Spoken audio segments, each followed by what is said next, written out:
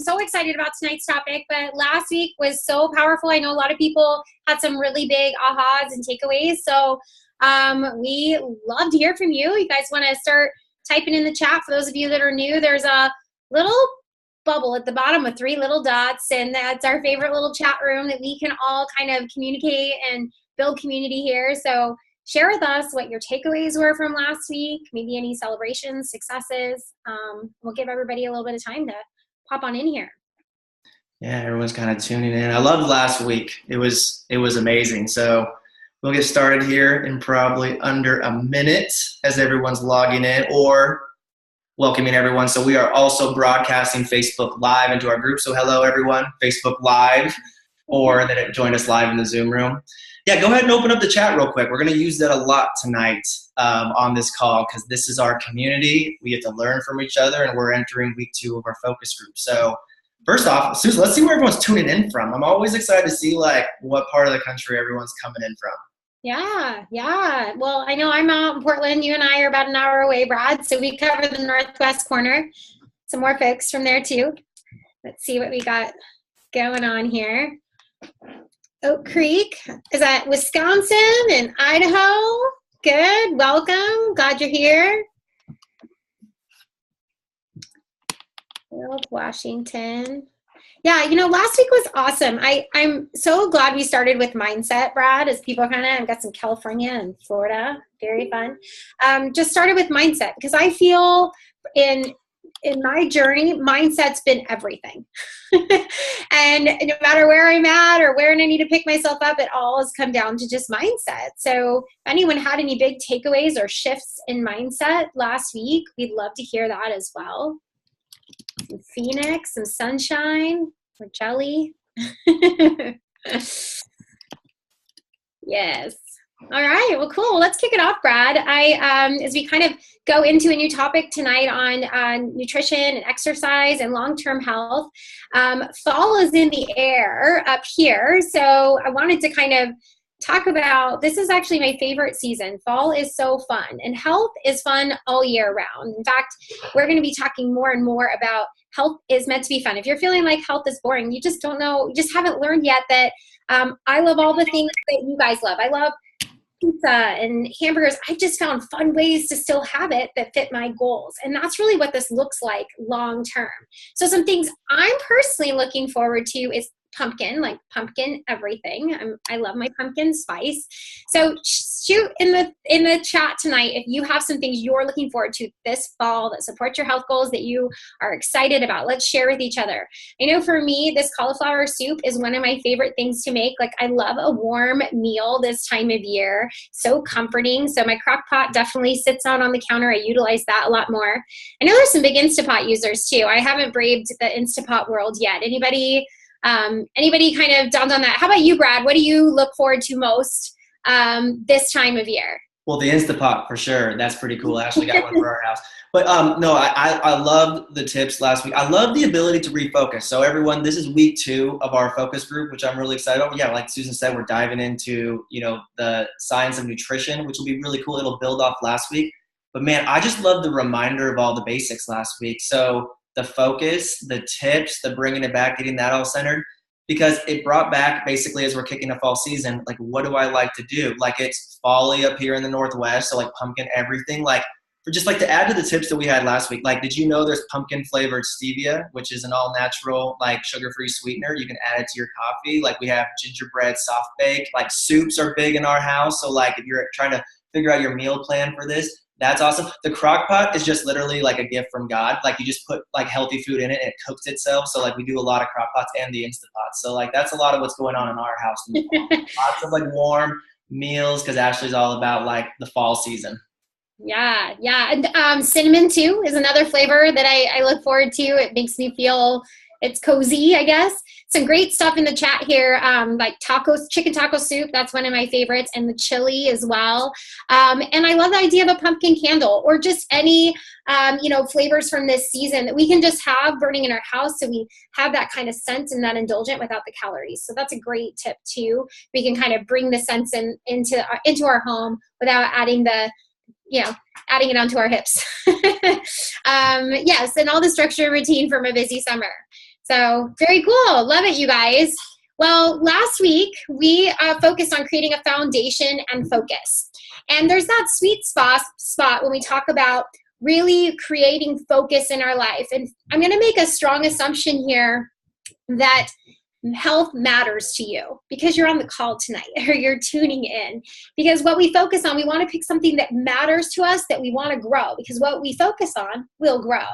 And then there's things that we can control, and there's things outside of our control. But I want you to know there's people on this call going through the same thing that you have been through, and there are people on this call that are you have things you're going through that are unique to you as well. So we can just kind of learn to embrace that, but really go, what can we control? And so many aspects of health are truly choices.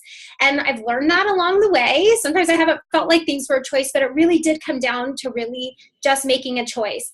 And as I found what matters to me and learning to line up those choices, that is what we can do to really focus and move forward. So we laid a really solid foundation last week. And this week we're going to move into nutrition and exercise. And what I want to encourage you guys today is to empty your cup. So whatever you came with, the beliefs that you have, what you know to be true, your opinions on exercise and nutrition. And why I'm prefacing this whole call this way is there is so much information out there, sometimes so much that we don't know where to start, what to believe, what to be true. And if you come to this call with a completely full cup, we can't pour into you. We're just going to leave you more confused, right, with just more info. So if you can do that today, is completely empty your cup, and especially even those last couple drops, okay, because those are those mental barriers that we get stuck on. Like, okay, I'm willing to pour out a little bit for you, Susan, but I'm going to leave like this much because I'm not willing to let that go. That may be what you need to let go of, okay, to really move you to that next level. Okay, that's where the mindset and the mind shift really comes in. So really want to lead with that today. We're going to keep this really fun, basic, and simple. But when we understand just the basics, we can take those next steps and move forward. So I wanted to share this before I kind of kick it back over to Brad, because this has been my journey. I, for 10 years, went back and forth in my weight. And I've been able now to keep my weight off for 8 years. And I get asked often, what was that shift for you? And it was learning to focus, because I want to do it all, okay? and what I have learned is you can't chase 2 rabbits. You definitely can't chase 3, right? But you definitely can't chase 2 and catch either one. And what that means to me is that if you have multiple health goals, and I want to have better endurance, I want to build lean muscle mass, I want to reduce body fat. I want to change body fat composition. I want to do it all.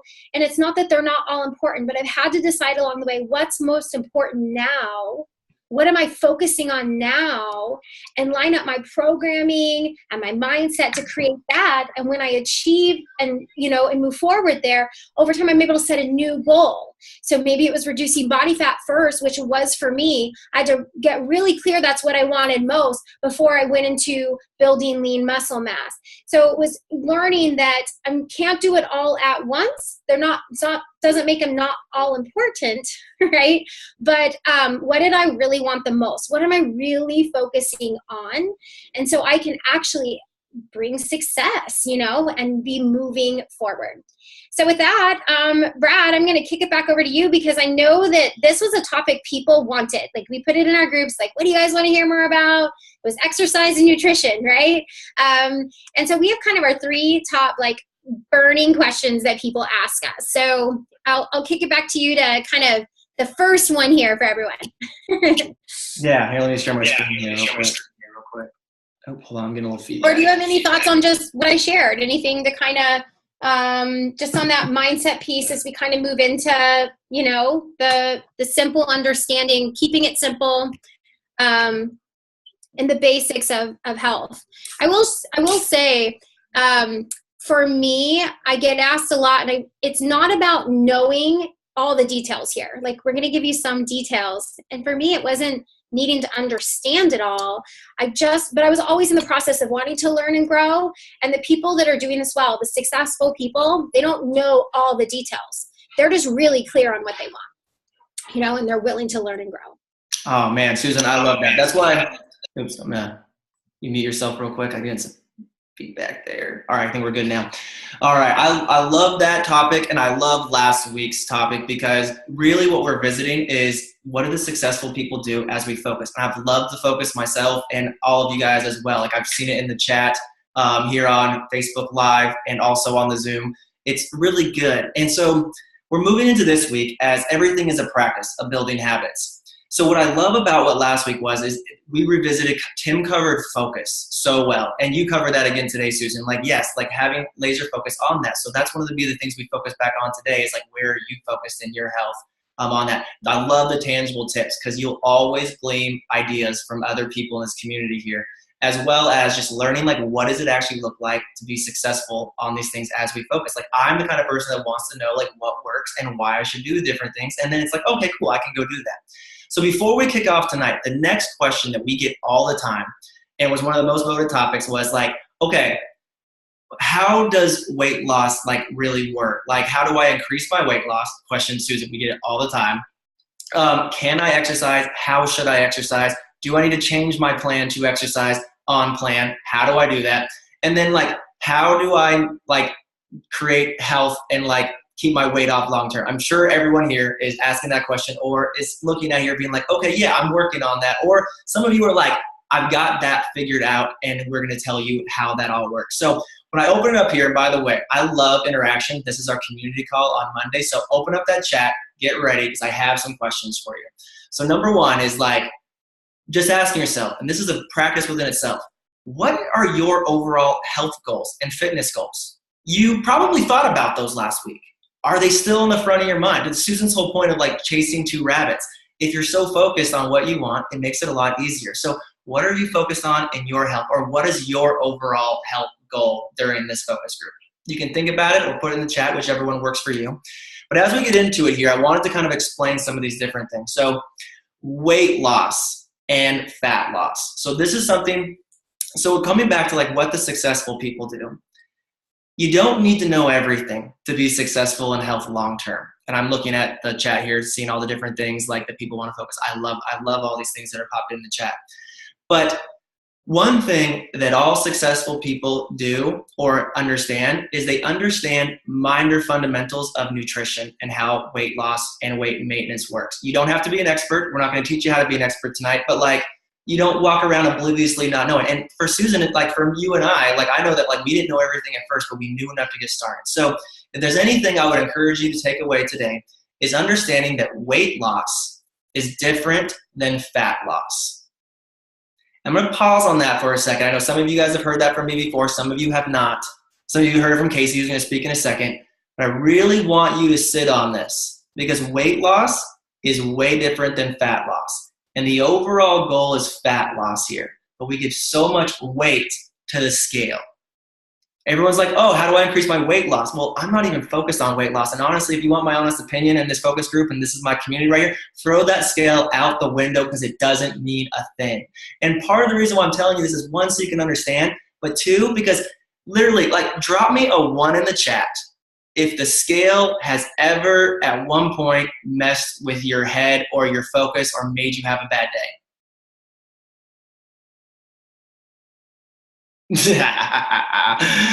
So yeah, no one's ever had that happen to them. So the reason why we go over this tonight at the basic levels, I want you guys to understand is, as we're focusing, the overall focus is to build in community and routine and practice. You can't just go out and be amazing at health all of a sudden. But when you understand these things, it makes the head stuff a lot more easier, and you have less trip up days. So number one, understanding that like there's like weight loss. Let me talk about things that alter the scale. Water, swelling, all those things that are involved with water. Like I can go drink a gallon of water if I was that thirsty, and the scale's going to say that I weigh more than I did before I drank it in a 2-minute span. So like those are things that can increase like weight loss or the scale. Muscle, if you're gaining muscle or losing muscle, that'll affect the scale. Or fat, which is, we're just all trying to lose fat here. But really, fat loss is the main focus. And if you're just trying to lose fat, that's the overall standard. So fat loss is completely controlled, or mostly controlled, by your calorie intake.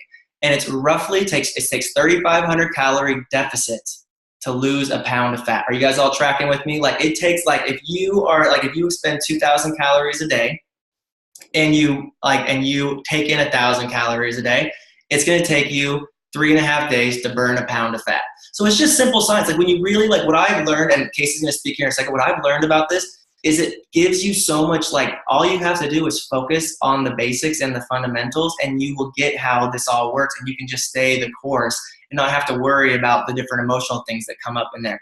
So when you understand how your body is changing, these are the things to understand in week 2 when you're getting kind of your groove going in your routine and seeing the victories. Pay attention more to how your clothes fit, how measurements work. And honestly, if you're really super awesome, go get a body composition test, because that's only the true way to tell what's going on with your body. So that's some of the things that we want to cover tonight. And this is where I want to get the chat going. So let me guys ask you a question. Let me see if I can, like, where it all measures with this. But muscle weighs more than fat. True or false? Give me a true or a false in the chat. Let's see where people's heads are with this. False, true, false, true, true, false. Muscle weighs more than fat. Susan, you know the answer. Same. Callie knows the answer. They weigh the exact same, you guys. So, like, that's the kind of point that I was getting to here. Hopefully I'm not losing you on this, but, like, you can gain muscle if you're eating, like, well and exercising, or just honestly, if you're eating just well and you have all the proper building blocks, you can add muscle and you can lose fat. Like, they weigh the exact same, but they take up different space. So the idea would be is to lose fat, change your measurements. Like, the scale can't tell you all of these things that are going on here, just to get your mind kind of thinking about these things. And I want to show this. Like, this is one of Casey's going to speak here in a second, but this is one of Casey's clients, and we've used this before in the past to show here, is when you look at all of this stuff here, at the very top, you have the starting weight information. So this is her starting weight. A few weeks later, she was down 8 pounds. But what's kind of cool, and I think is really cool, is if you go over here, you go to lean body mass. So that's the amount of muscle they have on their body. During the time of eating correctly, on plan, in a nutrition plan, she gained almost over 2 pounds of lean muscle. That's not a lot, but that's very normal to people. So I just want to break this down for you guys. Is, if anything you take away from what I'm going over here, don't give the scale so much energy. Just pay attention to the building blocks of the nutrition that you're taking in. Because in this example here, this person lost 8 pounds during that time period, but they actually lost 10 pounds. And it's just like, that's just the kind of stuff that plays around with you. So, like, know your building blocks so you can better understand those things. So that's some of the things that we want to cover tonight when we're kind of understanding nutrition at a little bit better notion here. But one thing we wanted to explain was weight loss versus fat loss. So hopefully you guys know that that's a big difference there. But also know that there's different plans that you can use to create that calorie deficit. We have our 5-in-1 plan. That's one plan that a lot of you guys chose during this focus group. But we also have other plans that are all around eating 6 times a day. We have 4-2-in plan, 4-2-in-1, nursing mothers, teens, seniors, all these other ones. And if you're creating a calorie deficit, you will lose fat on these plans, because either one of them will do that. But what we wanted to do was take on understanding fat burning, because so many people don't quite understand what that is. And when you understand what it is, it just makes your life a whole lot easier. So fat burning is a state that your body achieves when you're following the guidelines of our 5-in-1 plan. So many of you guys are on. Drop me a 1 in the chat right now if you're on the 5-in-1 plan and you're in fat burning stage right now. Like, I want to know, like, how many people are in that stage right now. 1, okay. Most of you guys are following that one to optimize their. I love it.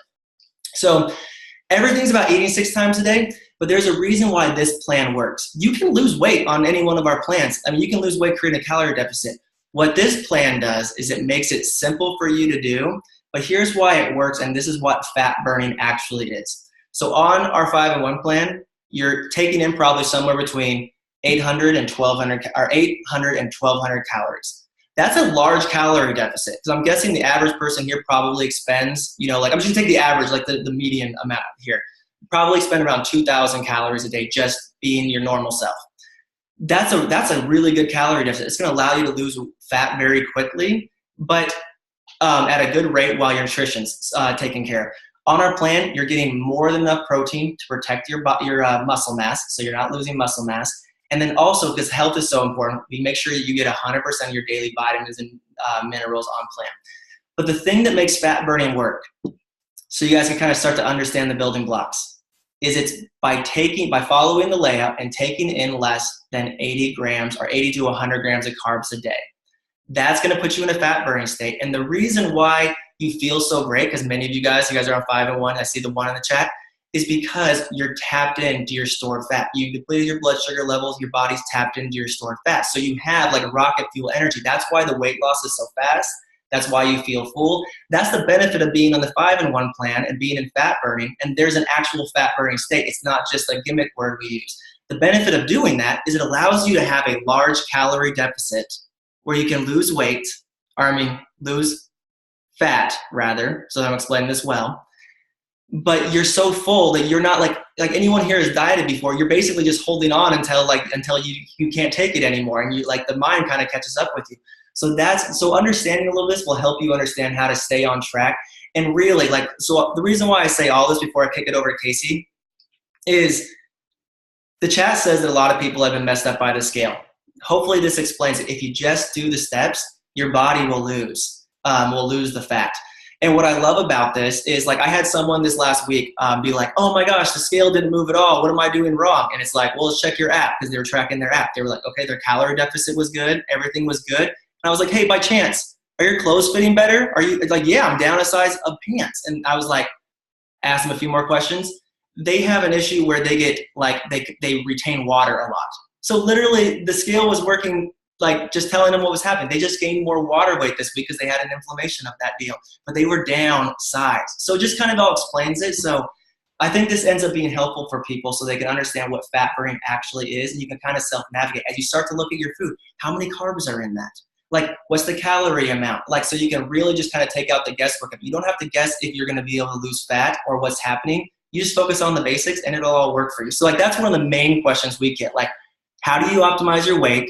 How do you do that? So try tracking, since we're in a focus group right now, if you're not using the app or you're not tracking your meals or your water or all those things, try tracking that this week and see all the clicks that happen. You're like, oh my gosh, wow, I'm really expending this many calories and I'm really taking in this many. See what the difference is. And I think that'll provide a lot of clarity for you guys on that.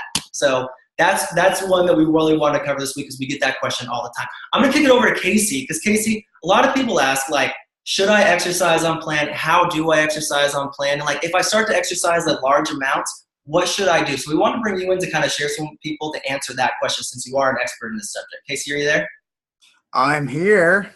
Hey guys. What's up, man? Give us your tips on this one. It's such a great question. Can you exercise? Well, absolutely. You definitely can. And the levels of exercise is so different for different people. Okay. So, back to when the Surgeon General used to suggest that you just get out and you walk around the block. And then we have workouts where people are burning 600 to 1,000 calories, right? So it depends on what you're really looking at as far as your exercise. Now, the calorie deficit comes into play here. And that's the one that becomes kind of that area of we have to pay attention to it. So if you get into too high of a calorie deficit, or if you are out of fat burn and start breaking apart muscle for fuel, what's potentially going to happen is you're going to have this hunger effect that's just going to take over that willpower can't control, right? So we don't want to be in that spot. So if you follow the guidelines that we see in the 5 and 1, we stay in a ketogenic state, then you have a protein sparing property that just happens, and your body's actually preserved. But one of the things that can actually be a problem is that if we go several days where we're doing pretty good, and then a couple of days where we kind of pull out a fat burn, and we're going in and out of this fat burn, and that creates a couple of different challenges. We lose that protection of being in fat burn and preserving muscle. We start to have those hunger effects, and we start to kind of spiral out of control the other direction. So one of the things that we've talked about quite a bit in talking about this calorie deficit is an example that happens quite a bit. In fact, I talked about it with 3 different clients today, and we talked about it last night at a barbecue that we were at. But let's say your maintenance calories are 1,300 calories, and you're creating a 300 calorie deficit every single day, and you do that kind of fighting tooth and nail to do it, or however you decide to do it, but for 5 days, you are perfect on your plan. And then on Saturday, you decide, you know what? I did really good. So I'm going to go out and I'm going to go out and have a blooming onion at Outback Steakhouse or something like that. And you're going to take in an additional 1,500 calories. If you average everything out in your calorie deficit, you just wiped out 5 good days of that 300 calorie deficit. And then we get on the scale and then we say, hey, I didn't lose anything this week. What's going on? I was perfect for like these 5 days. Okay, but if you average it out, you lost that calorie deficit that we're talking about. So the calorie deficit becomes something that's pretty important. The 5-in-1 does a great job of keeping you there. And when you follow those guidelines, for almost every single person out there is going to be in a calorie deficit. Now, sometimes guys who are maybe 6'5" and a lot of lean body mass, I mean, they're going to be up to maybe an 1,800 calorie deficit a day. They're going to lose probably 1.5 pounds of fat every other day. Okay, and that's just because of that calorie deficit. We take somebody who's a little bit shorter, like myself, and you might find yourself, being in just that 300 calorie deficit. So we might only see a rate of 0.6 pounds of fat mass lost by the end of the week. And we're like, hey, my husband lost 3 pounds. What's going on with this half-pound change, right? So with that being said, there are some ways that we can increase the calorie deficit. And that would be by increasing our activity either through exercise or just by being a little bit more active, being a little pep in the step around the house, dancing while you're doing dishes, that kind of thing, right? But just moving and shaking a little bit. I want to go back, Brad, to that photo of Debbie, because I don't know if anybody picked up on it, but if we noticed at the very end of the measurements, as we saw the most drastic body composition change, we continued to see a decrease in the waist measurement. So from that, from 28.88 went down, but look at the thigh. That went up. I don't know how many people are excited about that, but I get excited about that because that's an increase of lean body mass. That's indicated through that 3-pound increase of muscle mass. So that kind of thing is something that your trainer might get really excited about, even though you may not be too excited about. But those are the changes that you'll experience in your clothes. And those are generally the experience, that when somebody looks at you and they say, wow, you really changed, is you see the differences in this, I guess your physique or your silhouette or however you want to call it, but the smaller waist, the muscles where the muscles are supposed to be, and that toning and firming appearance. And that's generally what kind of people are looking for. So nice. So Casey, like additionally on top of what you said there, which I love that, it really is more of like a science. Like you don't have to wonder if it's going to work. Everyone's bodies are pretty much the same. We can just follow our plan. That's why that works. The benefit of fat burning is you're going to feel hungry. You can create that deficit and all that stuff's taken care of. If people are going to start working out, so I think that's one of people's main questions. It's like, okay, should I? Will it affect me? Like, let's talk about 2 different people here. Let's talk about the people that are like just getting started or maybe thinking about it. What would you recommend? As like you have over 20 years in this industry, you help people inside, outside of the gym. Where would you say people where you would recommend they start? Because the goal is long-term health. No one really can talk about that one workout they did. They don't need to work out super hard. What would you recommend for someone?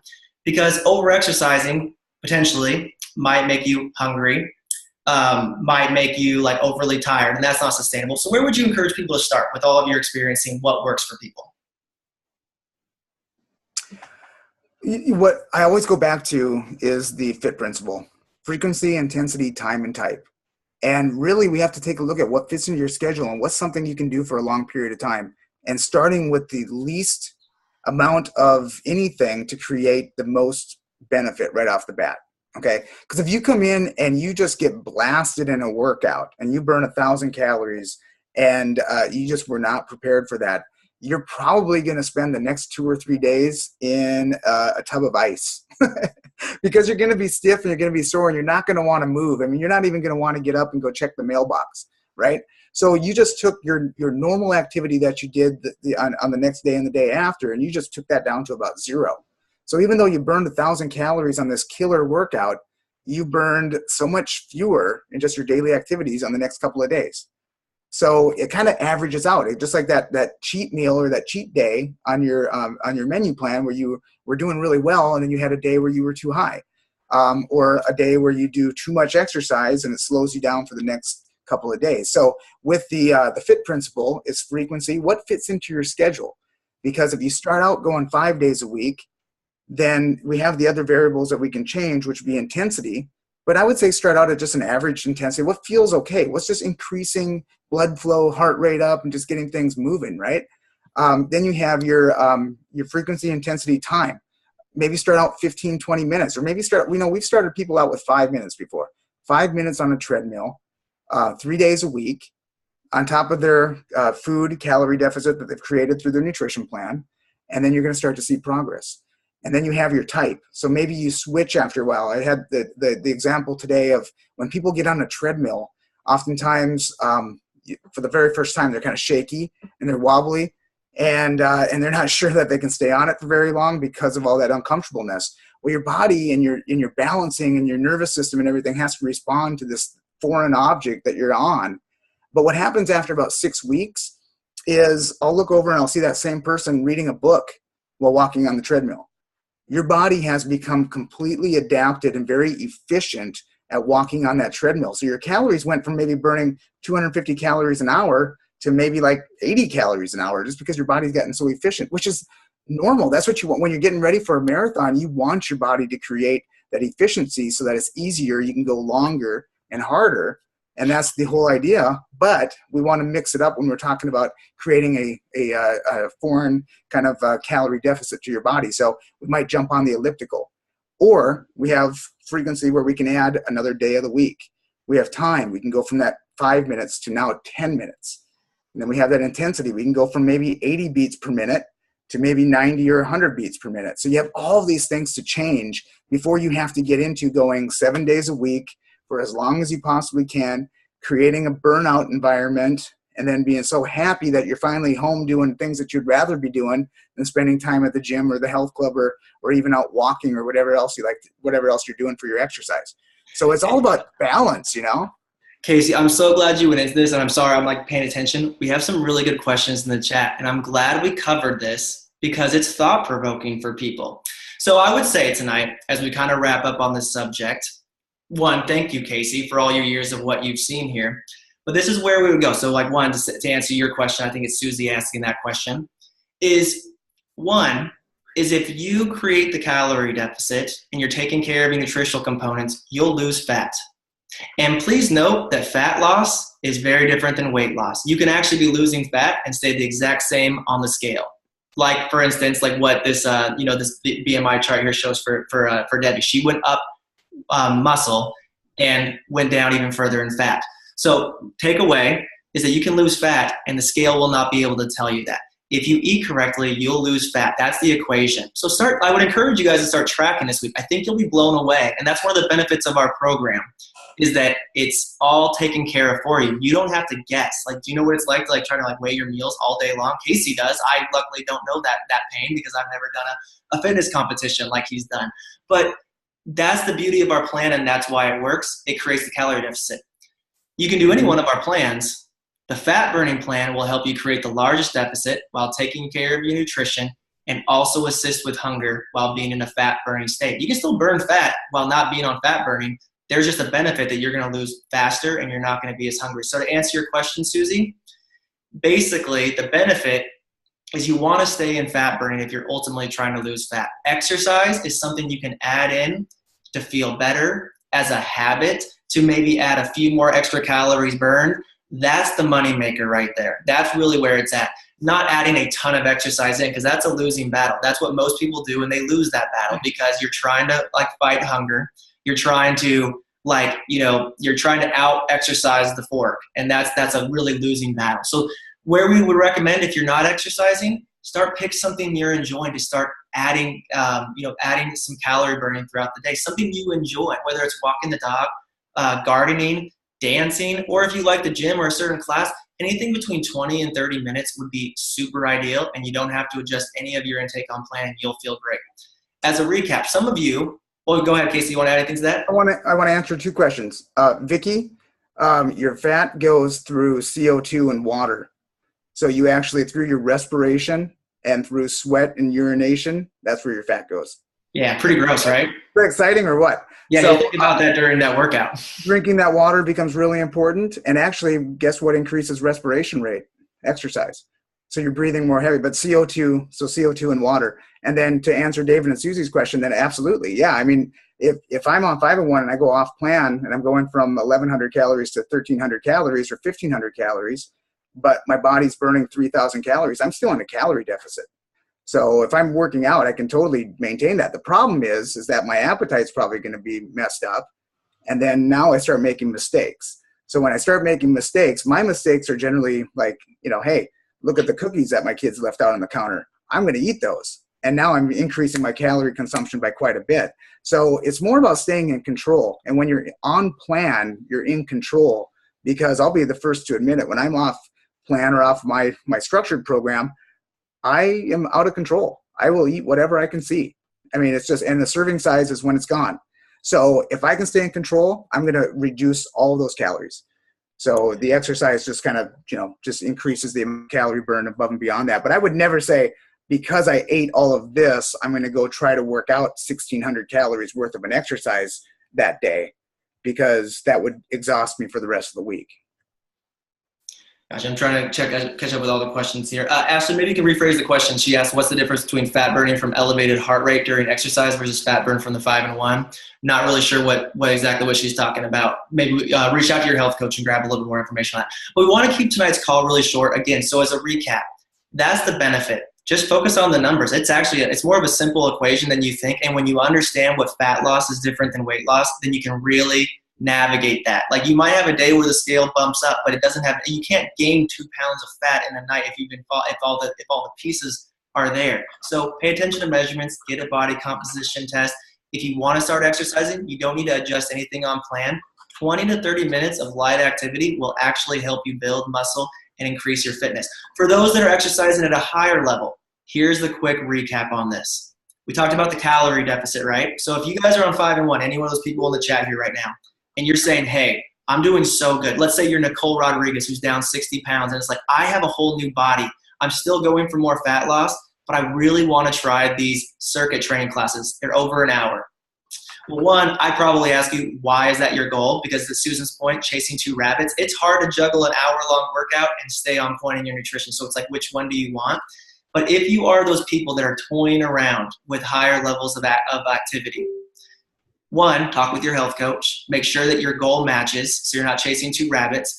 But really, your body already recognizes fat as an energy source by being on fat burning. All you have to do is add in an extra serving of healthy fats a day so that you're not creating such a large calorie deficit that you're starving and exhausted and tired. That's the simple answer. So can you exercise on plan? Absolutely. How do you do it? Those 2 ways that I explained right there. If you need to know more, connect with your health coach. But the coolest thing to understand today, that fat loss is different than weight loss. Pay attention to your measurements. It is more simple math. And now you understand the ins and outs of fat burning. If you guys make a decision this week or through the course of these 3 weeks, you get out of fat burning, not all's out the door. Just get back into it. Fat burning is a state your body gets into. So you can do that on the 5 and 1 plan. Just get back into it and watch your calorie deficit. The fat loss will come off. Which really kind of actually, Casey, explains the last thing here that we wanted to go into, which was what do we do long term? So many people are like, well, how do I keep the weight off long term? When you understand what we just talked about, it's actually a simple equation. You just need to match your calories in with your calories out and get all your fundamental building blocks. That's why we have 3 and 3 or 4 and 2 plans long term. So when you get to that next mark, you just change your plan and you up your calorie intake to match what you put out. And so if you're eating correct, eating the right way, every 3 hours, controlling that hunger. That's why the meals are super helpful for any of you guys that are wondering what you do after you lose this weight. That's how people in our program buck the diet trend of gaining their weight and then some within 2 years. So it's, talk more with your health coach, but it's actually more of a simple equation than you really think. It's just matching your calorie intake. The reason why I've been able to keep my weight off is I use the meals and I'm at my calorie output per day. I take in as many calories as I put out with the correct fundamental building blocks. So like I use the meals, protein, vegetables, all those things there, and it just matches. And it's a surprise. I don't gain weight. It's so funny. It's not my genes because I have horrible genes. My family's lost over 2,000 pounds combined. It's not my genes.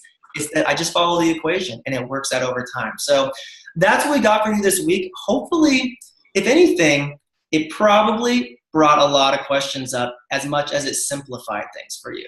So what I want to encourage you this week is stay the course now and maybe track on the app a little bit more this week. Maybe pay attention a little bit more to what you're taking in.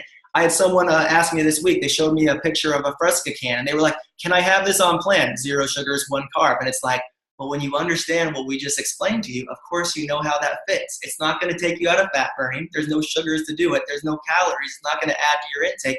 So it's good to go, except you have to account for, like, you can't drink 30 of those, or that's 30 grams of carbs that add up really quickly. So now that you understand that, practice this week. We gave you all kinds of tips last week. And what we encourage you is do what the successful people do. Plug into all the components that we have: health coach, our habits of health, community, and use your fueling plans to support you long term. That's what the successful people do. So Susan, as we wrap up here, these are the action steps we have this week. Did you want to add anything else to what we talked about tonight?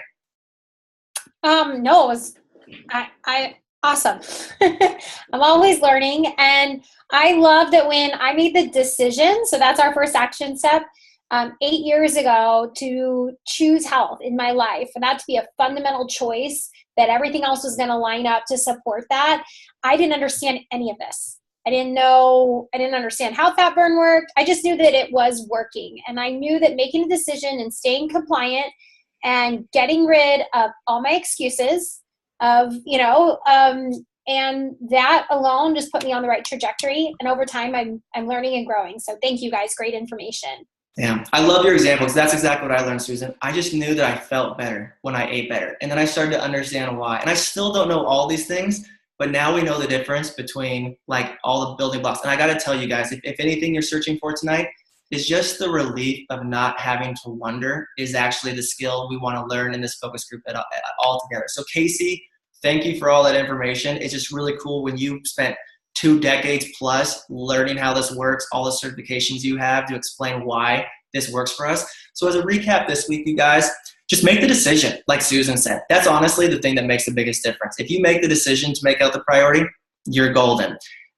This week, on top of the building the habits and maintaining the focus that we talked about last week and all the different ideas, practice looking at your nutrition this week. Understand why. Maybe use the app and track your lean and green in your meals and be like, wow, why did one day did I have, taken 1,200 calories, and why one day was it 900? Start to learn. Did you know how many calories are in a tablespoon of olive oil? It adds up quickly. This is the stuff that you get to simply learn, and where your calories come from. Because how do you maintain your health long term is you understand these things and you start to get better practice with it. Revisit what you want to focus on during this focus group. That would be my big encouragement. And then this Wednesday night, catch the Habits of Health call. Dr. Ray, the creator of this whole health program, is going to be answering Q&A. So if you have questions from all the things that we brought up tonight, and I'm betting you might have some clarification, I'm glad your wheels are turning, bring the questions to that call or talk with your health coach. But basically, besides that, plug in. That's what the successful people do. Keep practicing. Next week, we start off week 3, so tune into that. Susan's going to cover really some if you guys are wondering how do you make this all work long term, that's what we're going to be covering next week. That was one of our most requested topics, creating healthy habits long term. So with that being said, love the information in the chat, love the different thoughts, love the different tips, love the questions. Go have a great week. Let's kick off week 2 of our focus group, and let's take it to the next level. Have a great week, everybody.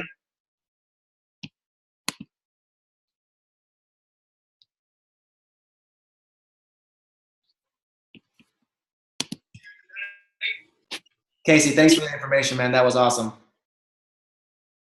My pleasure, anytime. I love to talk about this. I can talk all night long.